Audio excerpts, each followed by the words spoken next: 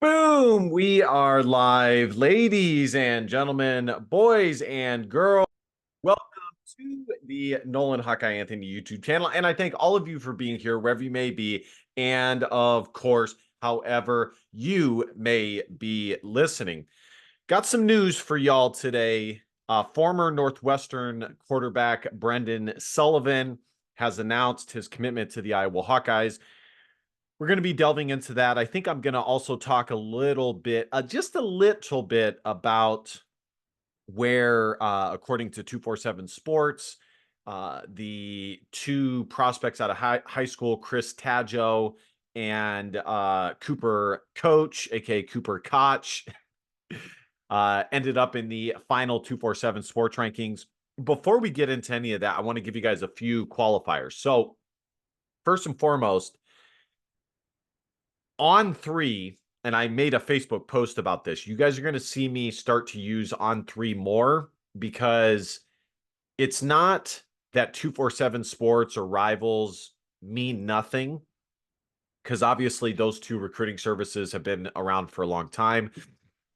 And if you're not aware, the person who started On3 started Rivals and 247 Sports. This guy is like the preemptive recruiting database website person in the whole United States. He started all of them. I remember I listened to a podcast that a few years back when I was driving a semi truck. I listened to a podcast that Clay Travis did with him. It was some of his one-on-one interviews. And I actually quite liked him. I'm obviously Clay Travis is doing something different, but I'm not sure what happened to them. He actually interviewed some good people and had some really great discussions. One of them was the guy who was the former Texas Tech and Washington State coach that died. That's from the state of Idaho and smoked cigars and all that good stuff. So, but On3, they recently hired Steve Wiltfong from 247 Sports. And Steve Wiltfong was like one of the biggest sports recruiting analysts in the country. And I think that that is indicative of the fact that On3 is likely going to be the number one recruiting site soon, very soon. And so I just want to give you guys forewarning of that because I am going to start using them more and more and more. So I just wanted to give you guys a heads up about, and that's important to note with regards to the final basketball rankings that we're going to be reviewing, because On3 does it a little bit differently, and they have Chris Taggio damn near a 5-star recruit. And I explained to you guys in the past that how On3 does it, and I read the article with you guys, is they base their ratings not on what the player is exactly at that moment in high school, but what they project them to be at their peak towards the pros. So, anyways, guys, let's dive into this. The first story, of course, is Brendan Sullivan choosing the Hawkeyes. The Hawkeyes were, of course, in on General Booty. I remember, do you guys remember John David Booty? Mel Kiper, my dad used to always make fun of him because anytime, they loved USC. ESPN loved USC at the time. They still do. I mean, every major network loves USC because a lot of the people who work at these places went to USC. And Mel Kiper, who I believe is from like Pittsburgh or something, he would always go, John David Booty, like that. And he would do it so like so dramatized and out of this world. And so every time I see General Booty's name, I think of the last name. So anyways, Brendan Sullivan. So they were in on these two quarterbacks. Obviously, Iowa, it was, and one more disclaimer. I actually started to record this last night because I wanted to test out my new compressors. Hopefully it sounds better. That's actually one of the things I want you guys to comment about in the comment section. Let me know if the volume does sound a lot better with these compressors. I've already checked it out myself. I think it does sound a lot better. But of course, I'm interested in what you guys have to say. So Iowa needed a quarterback with Deacon Hill transferring. Why Deacon Hill transferred, we'll never know.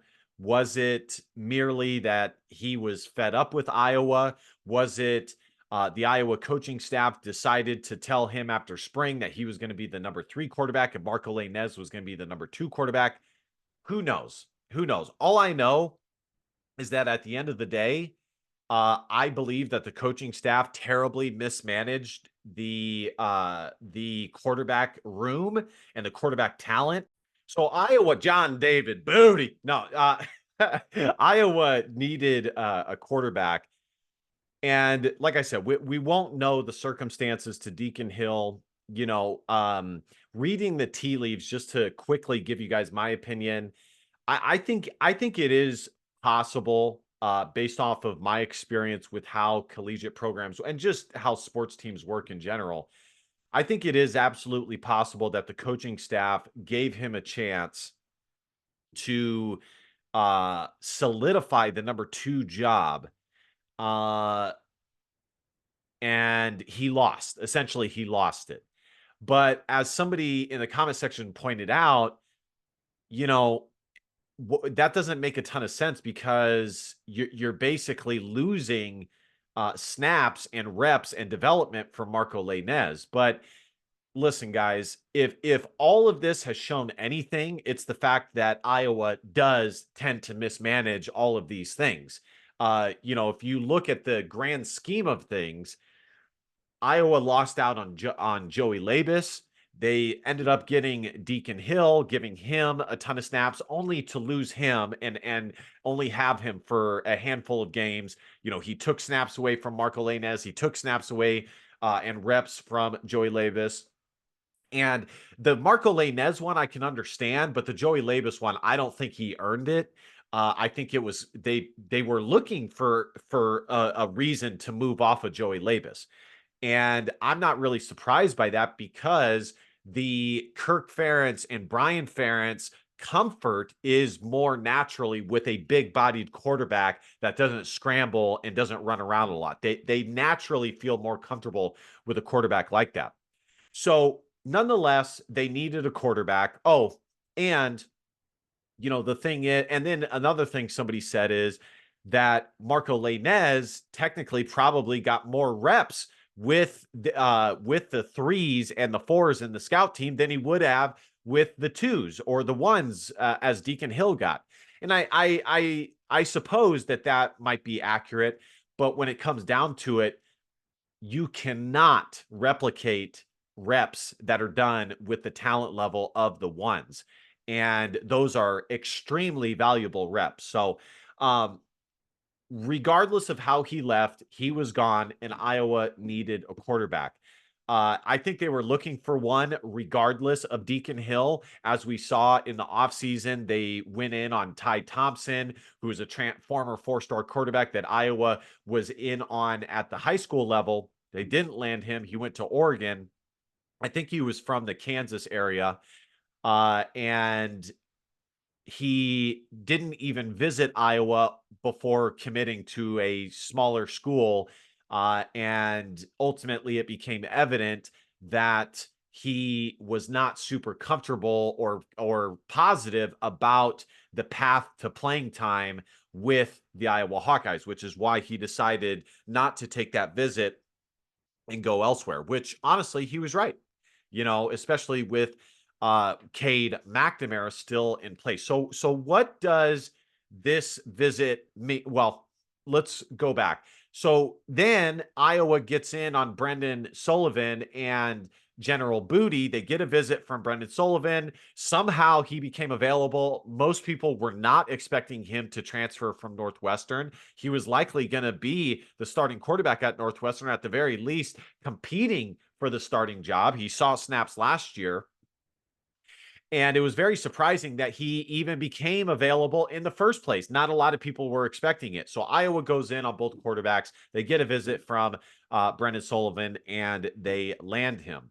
Now, I was hoping for them to land General Booty because General Booty is younger.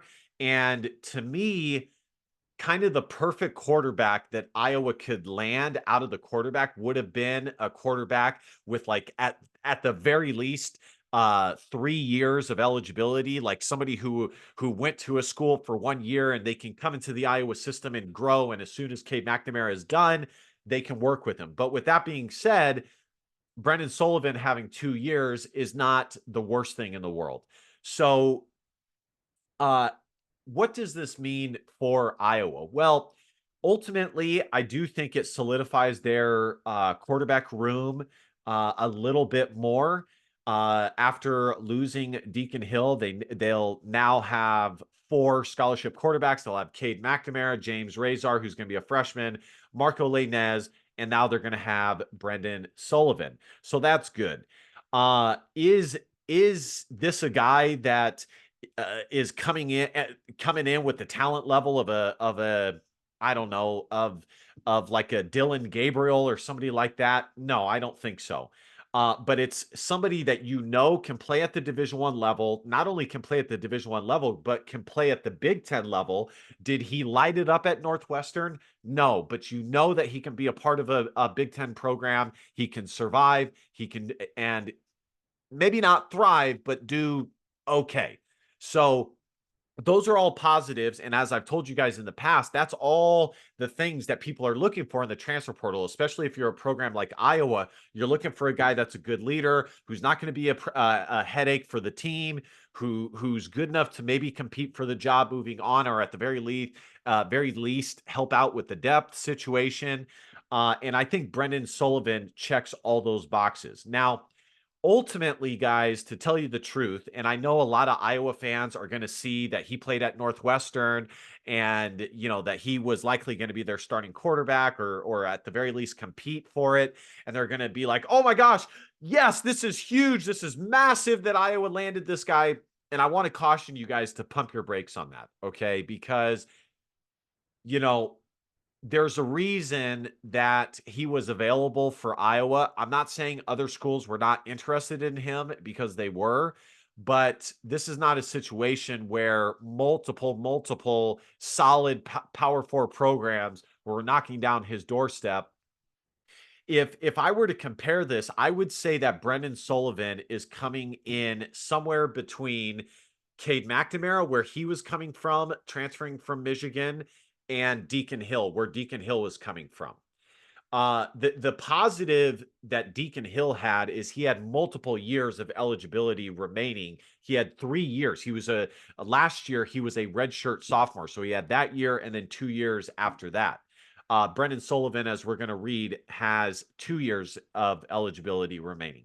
So I would say that he's coming in somewhere in between, probably closer to Cade McNamara, because Cade McNamara had 2 years of eligibility, same as Brendan Sullivan, and both of them showed that they could start at the Big Ten level.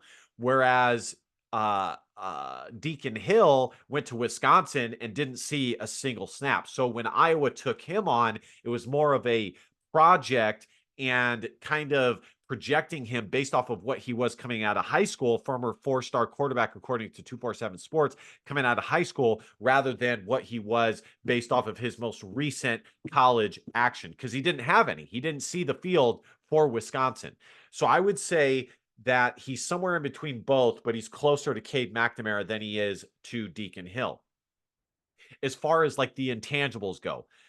Now, as far as the actual talent goes, probably he's somewhere right smack dab in the middle. Okay. He's probably somewhere in the middle. He's definitely not a Dylan Gabriel or one of these like super high level transfer quarterbacks, but there's definitely some meat on the bone. He's definitely got um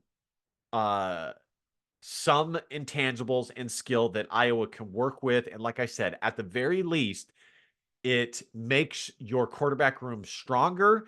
and it adds to the depth. So let's go ahead and read a few things. But I just, I don't want to lie to you guys and say that this is like, this is like Iowa landing Caleb Brown out of the transfer portal, or Iowa landing Caden Proctor, or hell, even Iowa landing Cade McNamara. It's not, okay? All three of those guys were rated higher coming out of the transfer portal and had far more interest from schools that Brendan Sullivan did.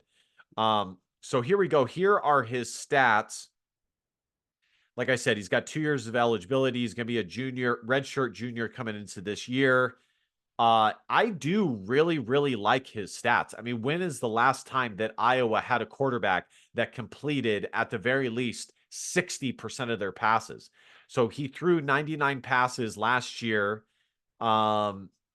and had a 63.6 completion percentage. He threw for 714 yards, 6 tubs, 2 INTs with a quarterback rating of a 140.2. And he actually threw a lot of balls in 2022 as well, throwing 96 passes with a 74% completion percentage, 589 yards, 4 TDs. I don't know what the heck. 4 TDs. I don't know what the heck happened there with my shared screen. Um, and a 133 quarterback rating. Let's see how many INTs he had. He had 3 INTs. Let's look at his game log here. All right. So last year, it looks like he did start against Iowa. So it looks like he was basically their starting quarterback from 10-7 onward. And he played against Iowa, completing 12. He went 12 of 19, 81 yards, 1 touchdown. So that is his game log from last year. Let's take a look and see if he was projected to be their starting quarterback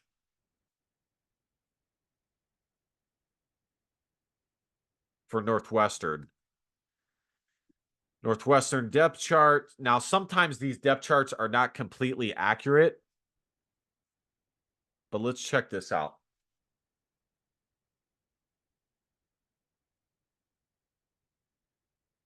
So they don't have him listed here as a quarterback. They have Jack Lausch and Ryan Hilinski. Let's see what it had here.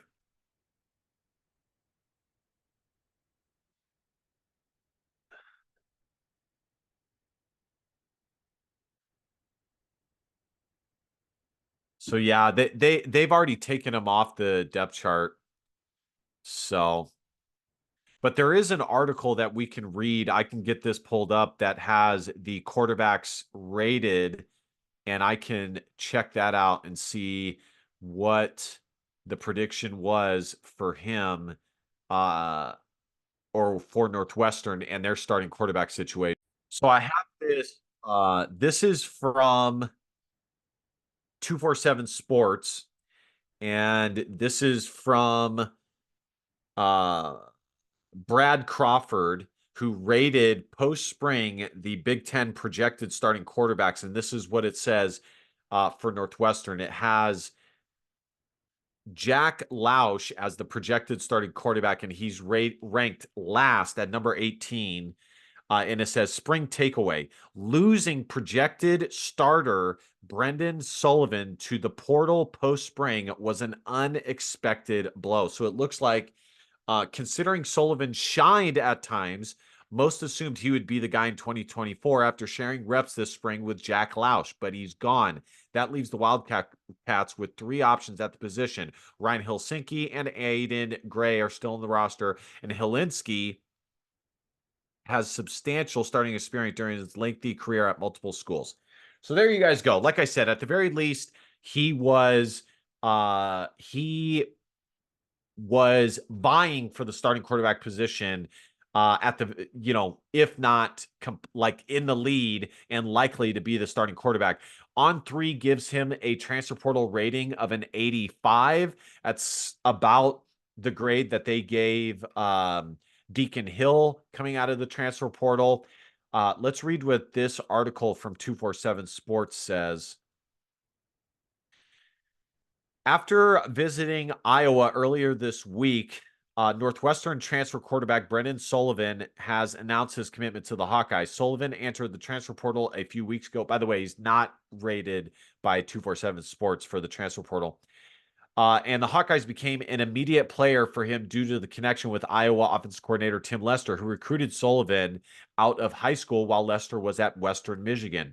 The 6'3", 225-pound quarterback completed 69% of his passes with the Wildcats, totaling 1,303 yards and 10 touchdowns with 5 INTs. He also showcased an ability to gain yards with his legs, rushing the ball 129 times for 257 yards and 2 touchdowns the past 2 seasons. He has 2 years of eligibility remaining. Sullivan had a PFF passing grade of 58.6 last season. The year prior, he had a passing grade of 61.7 with a completion percentage of 74% as he completed 71 of 96 passes for 589 yards, 4 touchdowns, and 3 INTs. One of the impressive things about Sullivan is his mobility, too. He can move around in the pocket, extend plays, and also work well into how Tim Lester wants to run his offense in Iowa City. Against Iowa last season, Sullivan completed 12 of 20 passes. I already told you guys that. Sullivan's best performance last season was against Maryland. He completed 16 and 23 for 265 yards, 2 touchdowns, and also ran for 56 yards while being sacked 5 times. So there you guys have it. Iowa will have 2 scholarship quarterbacks with game experience entering the summer, and one of them is minimal in Marco Lainez. We've said many times before that Iowa wants to land a quarterback via the transfer portal to push Cade McNamara for the starting job. Kirk Ferentz expects McNamara to be full go in June, but still look to be hobbling a lot during Iowa's open spring. So there you guys go. Pretty much all the things that I have already said.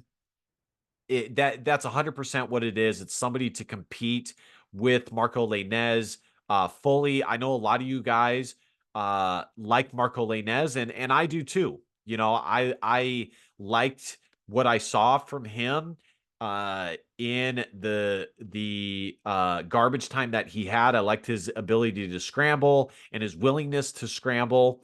He still definitely has some development as a passer to make.